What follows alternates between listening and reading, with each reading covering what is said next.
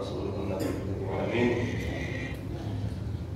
إن الله وملائكته يصلون على النبي يا أيها الذين آمنوا صلوا عليه وسلموا تسليما الصلاة والسلام عليك يا رسول الله الصلاة والسلام عليك يا سيدي يا الصلاة والسلام عليك يا رسول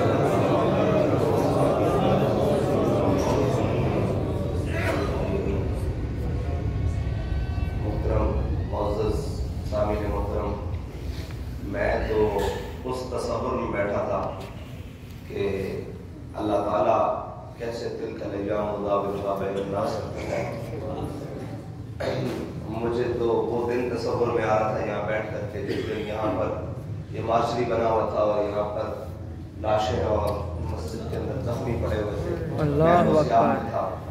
اور ہمیشہ یاد رکھنا، جو قومیں اپنے شہیدوں کو بھول جاتی ہیں وہ قومیں نہیں رہتی، وہ قومیں نہیں رہتی، وہ نظریہ نہیں رہتا جو اپنے شہیدوں کو اور اپنے محسنوں کو بھول جاتا ہے۔ ہمیشہ یاد رکھنا، حالات جیسے بھی آئیں، اچھے ہوں یا برے، جنہوں نے خون دیا ہے ان کا مقابلہ ہم نہیں کر سکتے، نہ ان کے خاندانوں کا مقابلہ کر سکتے۔ جن کا انتخاب ہوا ہے کہ ایسی چیزیں جس کے آگے ظالم نے اپنے بند باندھے اور انہوں نے اپنے خون دے کر اس کو توڑا، ان کا انتخاب اللہ نے کیا ہے اور ان کے انتخاب پر ہم سب کو فخر ہے۔ اور جو زخمی ہوئے، جو اس راہ میں زخمی ہوئے، بے گھر ہوئے، جس نے جتنی بھی قربانی دی، کیا یہ چھوٹی نہیں ہے کہ وہ اپنا کاروبار چھوڑ گیا، اس کا کاروبار ختم ہو گیا، اس کے بچوں کا ظاہری اسباب جو رزق تھے وہ بھی ٹوٹ گئے، لیکن اللہ تعالیٰ کی ہوئی اخلاص سے کی ہوئی جو بھی محنت ہے یا جو بھی جذبہ ہے اس کو ضائع نہیں کرنے دیتا، بالکل اس کو ضائع نہیں کرنے دیتا، وہ اپنی بارگاہ میں اس کو بڑا مقام دیتا ہے۔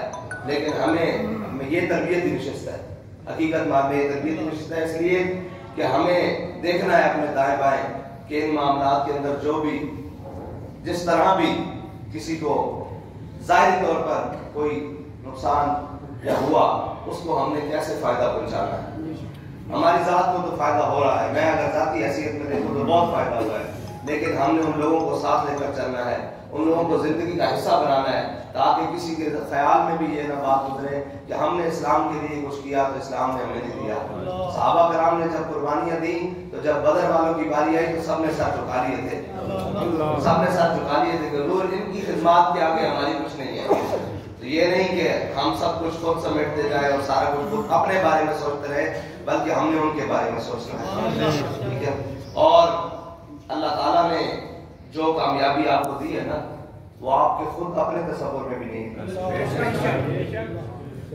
جو اللہ تعالیٰ نے حضور سید عالم صلی اللہ علیہ وسلم کے نام نامی کی برکت سے جو اسلام کا جھنڈا بلند کیا ہے نا، وہ آپ کے تصور میں بھی نہیں تھی۔ وہ دنیا میں تو کہ کجا کسی کے تصور میں بھی نہیں تھی، ہمارے تصور میں بھی تھی، لیکن اللہ تعالیٰ رب ہے ہی وہ جو تصور سے باہر ہو کر عطا کرتا ہے۔ تو آپ کے پاس یہ آ گئی ہیں، اور ہمارے قائد کا ایک طریقہ رہا ہے کہ جب بھی کچھ عنایات نوازشات ہوئی ہیں تو مزید سر چھ گیا ہے، مزید سر چھ گیا ہے۔ وہی ہمارا فخر والی بات تھی۔ ہاں یہ فخر ضرور ہے کہ ایک بات ہے کہ ہمارے سینوں میں حضور کی محبت ہے، یہ فخر کائنات سے سب سے جدا ہے، کیونکہ یہ تو حضرت احسان نے حضور کے سامنے کیا ہے نا۔ یہ تمہارے پاس مال ہیں، اسباب ہیں، کائنات کی ہر چیز ہے، لیکن یہ یاد رکھنا ہمارے دلوں میں حضور کی محبت ہے۔ یہ کائنات میں ہر ایک ہمارے لیے فخر ہے، لیکن کوئی بھی معاملہ ہو، کوئی بھی بات ہو، کہیں کہ ہم نے ایسے کر دیا، ہم نے کچھ نہیں کیا۔ بابا جی کا رات ایک کلپ چھوٹا سا تھا، فرمایا تحریک لبیک کے کارکن قائدین کسی نے کچھ نہیں کیا، یہ معاذ اللہ اور اس کے رسول۔ بے شک بے شک۔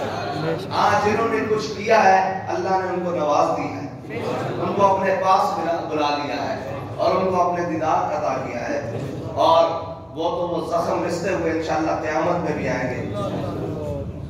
ہم نے آگے بڑھنا ہے، آگے بڑھنا ہے، بہت جانا ہے آگے، اور ان راہ کی تکلیفوں سے، رکاوٹوں سے، ان سے پریشان نہیں ہونا یہ، اور بے حوصلہ نہیں ہونا۔ یاد رکھنا مومن جو ہے نا وہ بے صبری کا مظاہرہ نہیں کرتا، بڑے صبر کا مظاہرہ کرتا ہے۔ جب ہم کہتے ہیں کہ یا رسول اللہ آپ کے نام پر جان قربان، مال قربان، بچے قربان، ہر چیز قربان، تو یار سب کچھ جب قربان ہے تو بے حوصلے کس چیز کی ہے؟ بے حوصلگی کسی آپ نہیں بے حوصلہ ہوئے، میں آگے بات کر رہا ہوں، آپ کو آپ کا آپ کے آزمانے والے، آپ کے دشمن آپ کو آزمائیں گے، لیکن آپ نے بے حوصلہ نہیں ہونا۔ بے حوصلہ ہونے والا کبھی بھی منزل نہیں پایا کرتا۔ ہاں، حوصلے والوں کے لیے منزل ہوتی ہے، اور جتنا حوصلہ بڑا اتنی جلدی منزل۔ یہ بھی میں آپ کو بتا رہا ہوں، جتنا بڑا حوصلہ اتنی جلدی منزل، اور جتنی بے حوصلے کا اندازہ اتنے گول چکر، ہاں اتنی واپسی، اتنے یو ٹرن۔ بے حوصلے کا نام یو ٹرن ہے۔ تو آپ نے حوصلہ مند رہنا ہے، انشاءاللہ یہ قافلہ بڑھتا ہی چلا جائے گا، قافلہ بڑھ کر اس مقام پر چلا جائے گا۔ یہ جو ایک صبح آئے گی جب ہم کہیں، ہمارے قائد نے جو ہمیں سبق پڑھایا کہ ہم صبح حشر چلیں گے، اور قافلہ ہو کر اس قافلے تک پہنچنا ہے۔ ہر ایک کی منزل وہی ہونی چاہیے، ٹھیک ہے؟ باقی اللہ تعالیٰ نے آپ کو ہر چیز سے نوازا ہے۔ کفر کی انگلیاں جو ہیں وہ دانتوں میں پس گئی ہیں، اور وہ دانتوں میں ابھی تک دے کر بیٹھا ہے کہ صدیوں بعد کوئی ایسے بھی ہو سکتا ہے۔ میں نے کہا جی اگر اخلاص ہو، جس کے بارے میں علامہ اقبال نے فرمایا تھا، اخلاص عمل مانگ دیاگان شاہ چھ جب گر بنوازت دایا۔